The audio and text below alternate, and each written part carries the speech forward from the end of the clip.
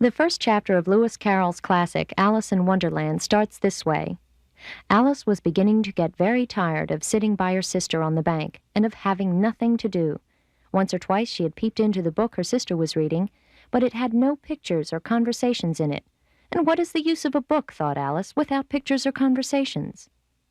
The following program is dedicated to Alice and to all other children who peep into books hoping to find pictures and conversations. Oh, I can't believe in everything I read.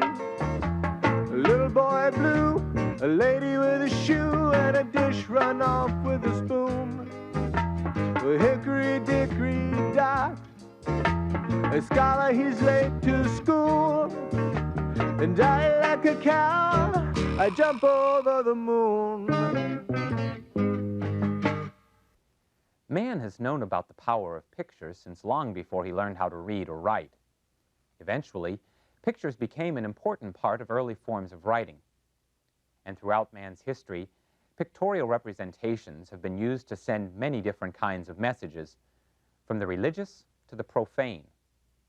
The ancient Chinese saying about a picture being worth 1,000 words is a cliché, but like many clichés, it's based on a simple truth. A picture can tell a story. And anyone who's ever been a child will probably remember when pictures were the best part of most books. Kids today are lucky. They can find many books that are essentially all pictures. Stories told without words. These books are often called wordless books. In a relatively short period of time, they have become an important part of every preschooler's library. We're going to take a look at a lot of wordless books. They can be valuable tools for children, and many of them are outstanding examples of the art of illustration. It's hard to say exactly when the first wordless picture book was printed. Even in the 18th century, when most books for children were religious and didactic, the wisdom of using pictures was apparent. This hieroglyphical Bible, for the amusement and instruction of children, shows how woodcut illustrations were used to engage young minds in holy thoughts. Words weren't eliminated, but many were replaced by tiny pictures. The result was a rebus puzzle for the pious yet playful parishioner. But it wasn't until the 20th century that illustrators tried to tell a story completely without words. Silent movies may have had a lot to do with it. Motion pictures reminded everyone that visual images could often be eloquent. Literary critic Barbara Bader links the development of wordless picture books with the history of movies. In her book titled American Picture Books from Noah's Ark to the Beast Within, she points out that in the 1920s, when silent movies were most sophisticated, there were several wordless novels published for adults. These dark, expressionistic woodcuts are from Lynd Ward's wordless novel entitled God's Man, first published in 1929. Ms. Bader considers A Head for Happy by Helen Sewell as perhaps the earliest wordless book for children, even though it includes a few words in some of its illustrations. A Head for Happy was published in 1931, shortly after sound came to the movies. Ms. Bader suggests that just as the talkies may have hastened, if not caused, the demise of picture novels, the addition of sound to motion pictures may have checked the further development of wordless picture books. In 1932, however, Ruth Carroll published a wordless book called What Whiskers Did. But its pictorial technique didn't catch on for decades. In 1965, as many wordless books began to appear, What Whiskers Did was republished. Ms. Bader calls this publishing trend a sign of the times. In the 60s, teachers, librarians, and parents began to place emphasis on cognitive learning and on reading pictures in preparation for reading words. Bader feels that Maurice Sendak's picture sequences in books like Hector Protector laid the ground for the new spate of wordless picture books. Artist Mercer Mayer, whose style is often compared with Sendak's, published his first wordless book in 1967. A Boy, a Dog, and a Frog is the simple story of a boy's attempt to catch a bug-eyed frog. The frog eludes the boy's net, but he feels lonely after the boy and the dog go home, so he follows them and joins them in the bathtub. Mayer and his readers obviously like these characters a lot. There have been several sequels. Frog, Where Are You was second, Then Mayer collaborated with his wife on a third book called A Boy, a Dog, a Frog, and a Friend. Frog on His Own appeared in 1973. Then in 1974, Frog Goes to Dinner, which many consider to be the best of the lot. Mayer worked with his wife again on the 1975 book titled One Frog Too Many. Mayer's pen and ink drawings are easily as effective as words could ever be in the telling of these simple stories. The books can be momentarily confusing, however, because while some illustrations are complete on one page, others cover a full two-page spread. Sometimes the single-page drawings seem to bleed together across the gutter of the book. Margins or borders could easily remedy the situation. Nonetheless, Mercer Mayer has mastered much of the art of wordless storytelling. In 1976, he published two non-frog books. The first was entitled Achoo, the second, Hiccup. These Mayer books, full of funny hippos, elephants, and rhinos, are good examples of wordless books for several reasons. In his textbook, Children and Literature, John Warren Stewig identifies two characteristics of wordless books which he feels set these books apart from other picture storybooks for the young. First, he says, generally speaking, a majority of them seem to feature animals as main characters. Then he points out that another characteristic of wordless books is that many are fantasy. This other Mercer Mayer book, Bubble Bubble, is a pertinent example. A boy in knickers purchases some magic bubble mixture and creates a set of incredible animal bubbles. Stewig notices that few wordless books describe in realistic ways places and experiences children will know directly. More often, these books deal with unusual main characters doing unusual things in unusual places. At the end of Bubble Bubble, when it seems like the fantasy is over, the boy throws away the rest of the magic mixture. On the last page, a dejected dragon arises from the spilled stuff. The fantasy can go on and on. Obviously, clear, simple action is an important part of these wordless books. In their text, Children and Books, Zena Sutherland and Mayhill Arbuthnot emphasize that since the interpretation of books without words depends entirely on the pictures, it is of paramount importance that both the immediate action of each picture and the sequence of action in all the pictures be unequivocally clear. Look at Peter Vazel's simple illustrations in The Good Bird. A friendly pink bird meets a sad goldfish in a bowl, and then flies away to find them both some grub. The bird worms her way into the fish's heart. Any child who's able to turn pages should be able to follow this story. Turning the pages of books by John S. Goodall can be a special treat. He's a British artist who has created an impressive stack of wordless books. His most famous character is an adventuresome pig named Paddy Pork. Paddy first appeared in 1968 in a book called The Adventures of Paddy Pork. It's a small book, perfect for small hands. The illustrations are excellent pen and ink drawings that evoke the 19th century. Goodall's pages are extra special, however, because he uses half-page inserts, which cause simple visual tricks that progress the action of his stories. Paddy returned in 1969 in a hot air balloon that carried him to new adventures. Goodall's talents as a painter are evident in some of the more recent Paddy Pork books, all done in full color. There's Paddy's Evening Out, and Paddy Pork's Holiday, and Paddy's New Hat. Unlike many characters in children's books, Paddy seems to be getting older. Goodall has also created other animal characters who experience a variety of adventures, all told with the clever half-page illustrations. His other books include Shrubatina's Birthday, and Jacko, about an organ grinder's monkey who finds his way home to his mother in the jungle, Creepy Castle, which features a couple of medieval mice, and Surprise Picnic, about an incredible outing with a cat and her two kittens. Although most of Goodall's books support Stewig's contention that wordless books feature mostly animal characters, he's also published this book called An Edwardian Summer. It's also wordless, but its characters are human. It has no action-packed plot like the Patty Pork books. It's a straightforward presentation of a peaceful English summer in the first decade of the 20th century. In children and literature, Stuig identifies two criteria which he feels should be kept in mind when evaluating wordless books. The first is picture quality. The second, story quality. Look at Deep in the Forest by Brinton Turkle. It's the story of a small bear who ventures into a cabin one day. Now, Stuig says that in evaluating wordless books, it is important to be aware of the artist's use of line, color, proportion, detail, and space. Turkle's illustrations are very good. His lines are simple and effective. His use of color is limited, but variations on this one earthy tone set a nice autumnal mood. It feels like late afternoon. Turkle's sense of proportion is also praiseworthy.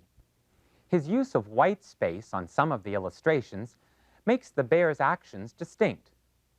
Yet when detail is appropriate, the details are well suited and significant. As far as picture quality is concerned, Deep in the Forest seems to be outstanding. Its story clearly is a clever turnabout of Goldilocks and the Three Bears. When Stuig proposes that story quality be the second criterion for evaluating wordless books, he's suggesting that concerned adults will want to pay attention to more than just the artwork. This is The Scribble Monster by Jack Kent. It's a simple tale of kids who apparently can't read the no graffiti sign on a blank wall, and they get carried away drawing red characters all over the place. Together they create a monster who comes to life and chases them around the city. The boy saves the day with his eraser. Stuig recommends that you appraise wordless books in terms of character, setting, plot, message, and what he calls readability level. How difficult is the book? The simplicity of these elements in The Scribble Monster makes it an easy book to understand. Its readability level would probably be low. Very young children can understand what's going on. Not all wordless books are so elementary, however. Take a look at The Snowman by Raymond Briggs. It's a good example of a fantasy wordless book, and its length and complexity make it a book for a little older audience. A young boy builds a snowman who comes to life magically in the frosty night. The pictures are done in soft, muted colors. The pages are arranged in sets of panels, laid out somewhat like a comic book. It's a good book for showing kids that you read all the information on one page before going on to the next. That's one part of what's called reading readiness. In their textbook, Children and Books, Zena Sutherland and Mayhill Arbuthnot write about wordless books. Such books can predispose a young child to the attitude that books are a source of pleasure, can accustom them to the left-to-right pattern of reading, and can introduce them to the concept of sequential action as pages are turned. All of this is part of reading readiness. And Sutherland and Arbuthnot stress that it must be kept in mind when evaluating these books that they are designed to encourage not reading, but reading readiness. The distinction may seem trifling, but some experts have expressed serious reservations about wordless books. Children receive so much visual stimulation from television that many critics feel that wordless books only reinforce the notion that learning to read is not a necessary activity for kids. What else can wordless books do for children? There are lots of ideas. Experts have pointed out that wordless books foster creativity, help develop language skills, and they allow children to experience the private and mysterious link that is established between a book and its reader. Most experts agree that the lack of words in these books encourages children to retell the story in their own terms. Unlike many books which adults must read to a child, these wordless books allow a child to switch roles and tell a story to mom or dad. Okay, what's that fly do? He's right there in the fire bear swapping, but he missed. He missed the fly. My goodness. He's right there. Okay, turn the page. Now what? Now they're looking up. So why are they looking up? Because the flies may be up there. Oh, okay. And now he came down on the mother's head. They swapped him on the head. But what happened to the fly? The story we're hearing is based on the pictures in a book called The Bear and the Fly by Paula Winter. It's an unusual wordless book that uses a lot of slapstick sight gags. It can be funny for everybody involved. Wordless books may be used also with children who know how to read and write. In the October 1979 issue of Language Arts, Karen D'Angelo pointed out that wordless books can be used to encourage the development of writing skills, not only with young children who are beginning writers, but also with older students who already possess some skill in writing. D'Angelo explained that wordless books can promote inferential thinking, creative writing, and positive attitudes about the writing process. In an article published in Top of the News in April 1973, Patricia Jean Cianciolo stated that the creative teacher can use the wordless books in any number of learning experiences. She contends that they may be used to teach reading to those beginning to read, to illiterate adults, and to children in need of remedial reading instruction. In fact, there are some wordless books that should interest adults at least as much as they do children. This is Topsy-Turvies, an award-winning wordless book by Mitsumasa Anno. It contains no story, but instead a collection of clever illustrations, which feature optical illusions. On each set of pages, these gnome-like creatures inhabit different wacky worlds, where gravity, perspective, and logic are somewhat warped. Anno explains in his postscript, "Perhaps these pictures of mine will keep all of us young a little longer. Will stretch our imaginations enough to help keep us magically human." In the late 70s, Anno also published two extraordinary wordless books which feature a silent traveler dressed in a blue-gray outfit.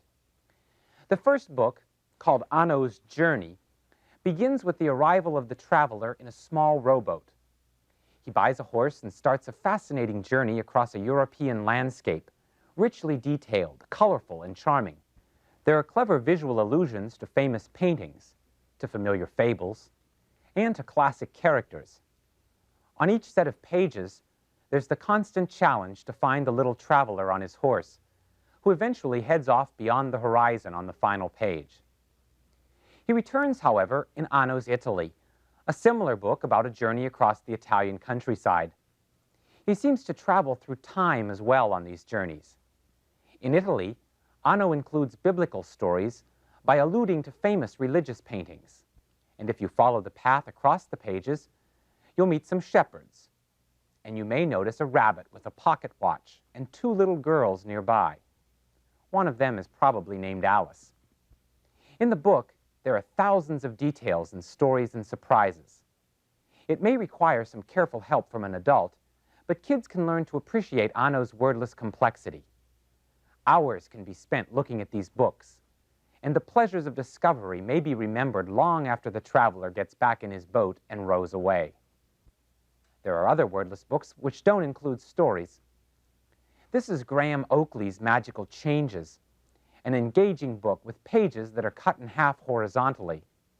On the one side, there are pictures with 4 white columns, and on the other side, there are illustrations with 6 light brown columns. When you flip the pages back and forth, the columns on both sides line up with other columns from other pictures and make new, not always logical, images. It's a visual, surrealistic extravaganza. The European illustrator Tommy Ungerer has put together a wordless book called 1-2 Where's My Shoe? He challenges readers to find footwear in a series of silly drawings, like this slippery fish.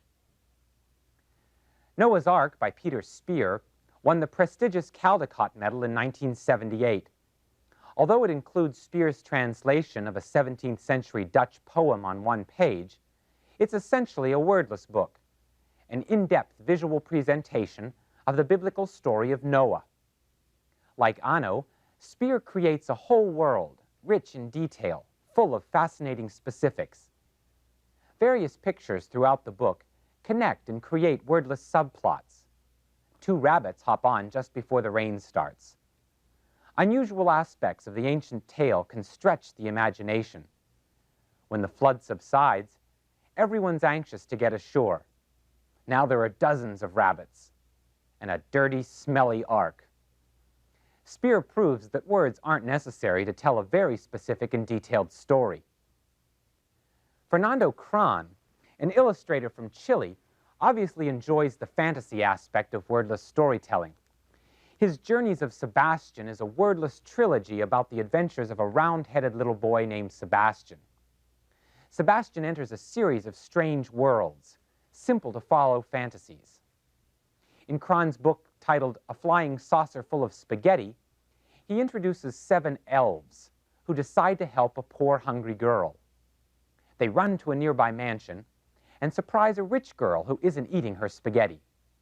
They play with the pasta, then magically turn the plate into a flying saucer and speed the spaghetti across town to the poor girl's tiny hut. When it comes to wordless realism, however, one of the best examples is The Wrong Side of the Bed by Edward Artizone. The hero is a boy who's having a bad day. It should be easy for most kids, even very young ones, to understand what's going on. And the day doesn't turn out to be all bad. Little kids will probably be able to identify with the story in Bobo's Dream as well. Martha Alexander created this gratifying tale of a boy and his dog. When a bigger dog steals the dachshund's bone, the little boy in the football helmet gets it back. Then, while the boy reads, the dog dreams about a situation which might allow him to repay his master.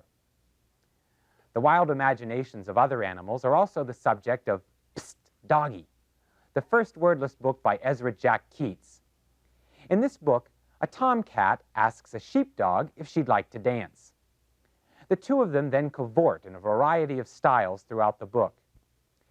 Mr. Keats has created several other wordless books full of spry animals, including Skates and Kitten for a Day. The British illustrator Pat Hutchins has put together this wordless book called Changes, Changes. It features 2 wooden dolls, a man and a woman, who live in a world made completely of wooden blocks, which can be conveniently rearranged. Some wordless books are informational. They may try to expand the awareness of children without telling a story. Tana Hoban uses photographs in Dig, Drill, Dump, Fill to show a variety of men and machines at work. The words in her title are really all the explanation that's needed. The title of Donald Crewe's book, Truck, is a bit baffling, however. This striking book includes brightly colored illustrations of a truck with a load of tricycles. Unlike the red truck on the cover, however, the truck inside is marked Trucking. The difference between truck and trucking is slight, but it could be confusing for very young readers. Nonetheless, Truck was named a Caldecott Honor Book for 1981. An Italian couple, Iela and Enzo Mari, created a wordless book called The Chicken and the Egg. Their pictures explain a natural cycle, how an egg develops into a chicken, which is capable of starting that cycle all over again. Unfortunately, the book doesn't help solve the ancient quandary of which came first. In 1980, Iela Mari alone created another wordless book about another of nature's cycles. Eat and Be Eaten is a graphic display of the food chain. There are some wordless books for older children which begin to bridge the gap between wordless books and informational books. The cartoonist Edward Corrin put together Behind the Wheel. It's a book of vehicles. On each set of pages, there's a sketch of the vehicle on the left with a diagram of its dashboard or control panel beneath. These diagrams include some explanatory words. On the right page is a driver's eye view of the road ahead. Corrin shows a number of different vehicles, from a cabin cruiser to a helicopter. He does not show a spaceship, however, and there are many children who are enthralled by space travel. They will want to take a long look at Journey to the Moon by Erich Fuchs, a German artist. He appeals to a large audience by including 2 pages of explanation at the start. His uncaptioned paintings illustrate the flight of Apollo 11 on its historic trip to the moon. Some wordless books have encountered a lot of criticism. John Warren Stewig says, In the Eye of the Teddy by Frank Ash is a perplexing book. It's a strange graphic journey into the shiny black eye of a teddy bear, Once the eye's blackness has filled the book's pages, then on the next several sets of pages, a naked boy falls slowly on the left, while a watch and some surrealistic clutter rises on the right. Stuig points out that the purpose of all this is never clear. The Inspector is another controversial wordless book, and one of the few with both a creator and an illustrator. The idea apparently came from George Mendoza, but the illustrations are by Peter Parnell. An inspector who looks like Buster Keaton investigates some huge footprints with an enormous magnifying glass, while his little dog tags along. Monsters are always nearby. Like the dachshund in Bobo's Dream, this little dog defends his master. He eats each of the attacking monsters until he becomes a sizable beast himself. Many critics feel the Inspector is too sophisticated for young children. A similar controversy has arisen over Molly Bang's book, The Gray Lady and the Strawberry Snatcher. The Gray Lady's body and hair are without definition. She's really a neutral shade closer to beige, and she has a realistic face and hands. She carries a pint of strawberries and is pursued by a blue wraith who wants to snatch the fruit. In 1980, when the book was first published, Harold C.K. Rice, in the New York Times Book Review, called the book a sumptuously executed druggy eye feast that is guaranteed to frighten and bewilder any kid sensitive enough to follow its story. Patricia Dooley, in School Library Journal, found that the story is so thin and weird, and the sophisticated technique so obvious, that the ideal audience would appear to be non-literate 20-year-olds rather than pre-literate 4-year-olds. In spite of the reviews, The Gray Lady and the Strawberry Snatcher was named a Caldecott Honor Book for 1981. Which leads us to another cliché. Beauty is in the eye of the beholder. And the beauty of wordless books is that the beholder's eyes don't have to know how to read words. They can look for the beauty in a story told in pictures. And sometimes the joy of finding that beauty is more than words could ever say. Oh, I can't believe in everything I read. A little boy blue, a lady with a shoe, and a dish run off with a spoon. A hickory dickory dock, a scholar, he's late to school. And I, like a cow, I jump over the moon. Oh, Jack, he was so quick, he jumped the candlestick. And old King Cole, to marry his soul, baked blackbirds up in a pie. I wonder, Mother Goose, how did your garden grow? And how did that cow, he jumped over the moon.